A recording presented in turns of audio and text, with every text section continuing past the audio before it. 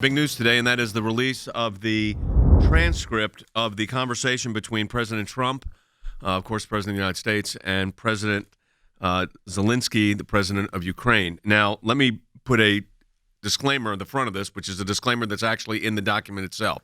This is important for you to understand.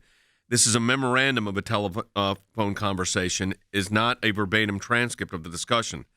The text in this document records and notes and recollections of the Situation Room duty officers and National Security Council staff assigned to listen and memorialize the conversation. A number of factors can affect the accuracy of the record, so there's the usual disclaimer. So this is not a verbatim transcript, although it looks like it's pretty close, but I don't think anybody really knows that until you actually, unless you were there. Nancy Pelosi held a press conference yesterday. It was much anticipated during the day regarding the impeachment inquiry. But it's very important for everybody to understand that what they did not do.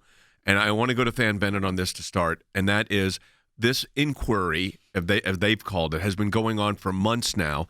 There was the procedural vote last week. Remember, they made noise about that this was some big move, that they formalized procedures. We need to understand context here. What changed from 2 days ago?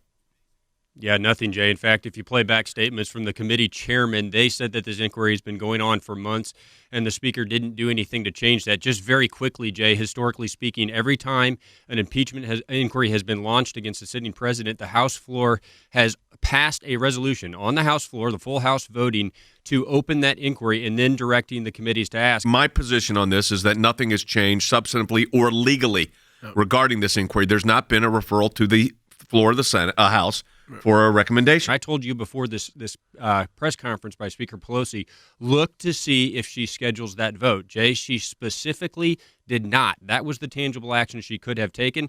That tells me, I won't speculate, but I think if she were going to do that, and if she had the vote, she would have scheduled it.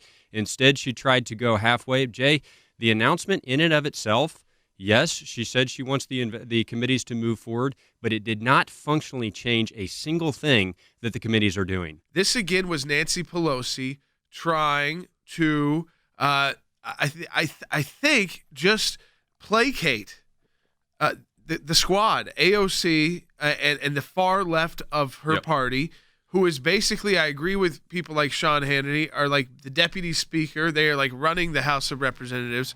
And again, to me, it is just very clear that this is, as we say in the next red wave, the Democrats, the deep state, like this whistleblower who's partisan, we know now, will do whatever means necessary to damage President Trump in hopes of defeating him in 2020.